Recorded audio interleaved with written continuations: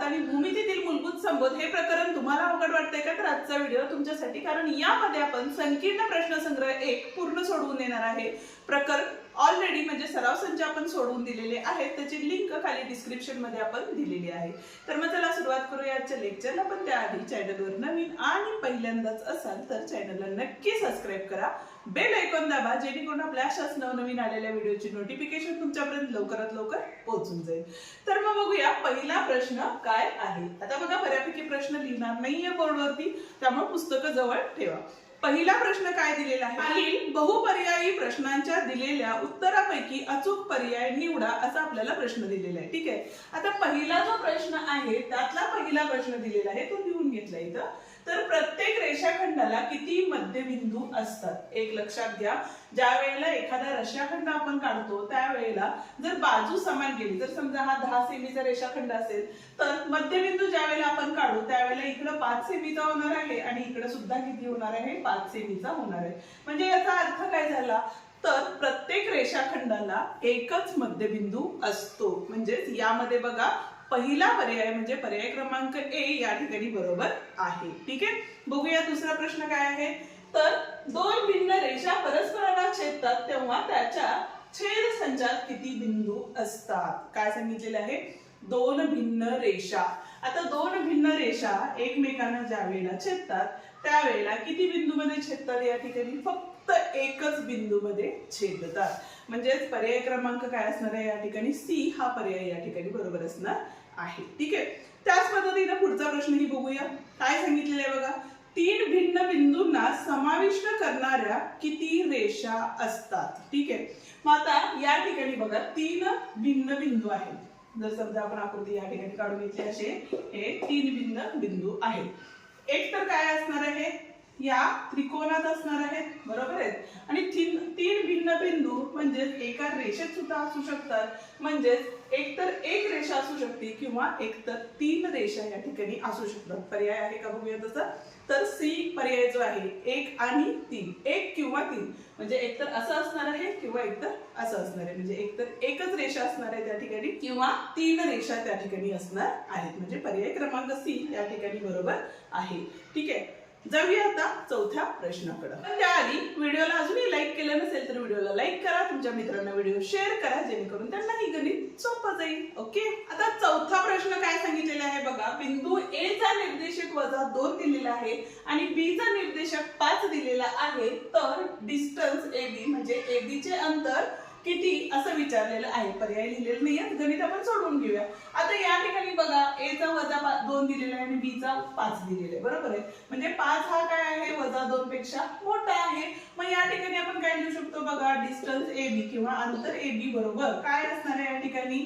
तर बघा, हे 5 तसेच राहिले, हे वजा कंसात इथले काय असणार आहेत? -2 असणार आहे. ठीक आहे, माझं सोडवलं तर इथं काय झाले बघा, 5 वजा आणि वजा असेल तर या ठिकाणी काय होतं? अधिक चिन्ह येतं. आता जर तुम्हाला गुणाकार आणि भागाकारातील किंवा वजाबाकी बेरजेतील चिन्हांचे नियम माहिती नसतील तर त्याचेही व्हिडिओ आपण आपल्या चॅनलवरती अपलोड केलेले आहेत, ते तुम्ही बघू शकता. तर इथं वजा आणि वजा असेल तर चिन्ह अधिक होतं आणि हे तसंच राहतं. म्हणजे इथं बघा 5 आणि 2 किती झाले? तर 7 झाले. 7 आहे का बघा पर्यायामध्ये? तर पर्याय क्रमांक 3 म्हणजे सी या ठिकाणी बरोबर आहे. ठीक आहे, आणि त्याच पद्धतीने बघूया आता पाचवा प्रश्न. पाचवा प्रश्न बघा काय दिलेला आहे. तर जर P dash Q dash R, याचा अर्थ काय आहे? तर P Q R हे एक रेषीय बिंदू आहेत. ठीक आहे, त्याच्यानंतर सांगितलेलं आहे PQ बरोबर किती दिलेले आहे? 2 दिलेले आहे. PR बरोबर किती दिले आहे? P पासून R किती दिलेले आहे? 10 दिलेले आहे. तर QR किती म्हणजे इथून इथपर्यंतचं अंतर किती हे आपल्याला काढायचं आहे. सोपं आहे. आता एक रेषीय असल्यामुळं PQ अधिक QR जेवढं असणार आहे तेवढंच काय असणार आहे? PR असणार आहे. त्याचाच वापर या ठिकाणी करायचा आहे. म्हणजे डिस्टन्स काय दिलेला आहे आपल्याला? PR बरोबर काय असणार आहे? डिस्टन्स PQ अधिक डिस्टन्स Q अधिक काय असणार आहे? इथं R असणार आहे. कारण काय असणार आहे? P dash Q dash R म्हणजे एक रेषीय बिंदू. ठीक आहे, आता काही कारण लिहायची गरज नाहीये, कारण हे गाळलेलं जागा आहे. आता या ठिकाणी जर किमती टाकल्या तर इथे किती आले बघा? 10 बरोबर. PQ किती आहे? 2 अधिक QR आपल्याला काय करायचंय? काढायचंय. म्हणजेच QR चं अंतर हे काय असणार आहे? 10 - 2 म्हणजे किती आले? 8 आले. म्हणजेच आहे का बघा पर्यायामध्ये? तर पर्याय क्रमांक बी या ठिकाणी बरोबर आहे. बघूया आता दुसरा प्रश्न. ठीक आहे, पण त्याआधी व्हिडिओला लाईक केलं नसेल तर व्हिडिओला लाईक करा, हाईप द्या आणि मित्रांना व्हिडिओ नक्की शेअर करत राहा. दुसरा प्रश्न पण बघूया काय सांगितलेला आहे बघा. सेम आता पहिल्या प्रश्नासारखाच आहे, यामध्ये सुद्धा पर्याय चूज करायचा आहे आपल्याला. देताना प्रश्नामध्ये काय दिलेलं आहे, संख्या रेषेवरील पी क्यू आर या बिंदूचे निर्देशक अनुक्रमे 3, 5 आणि 6 आहेत, तर खालील विधाने सत्य आहेत की असत्य आहेत ते लिहा असं सांगितलेलं आहे. ठीक आहे, मग पहिली गोष्ट बघा या ठिकाणी, तर पहिल्यांदा पी चे निर्देशक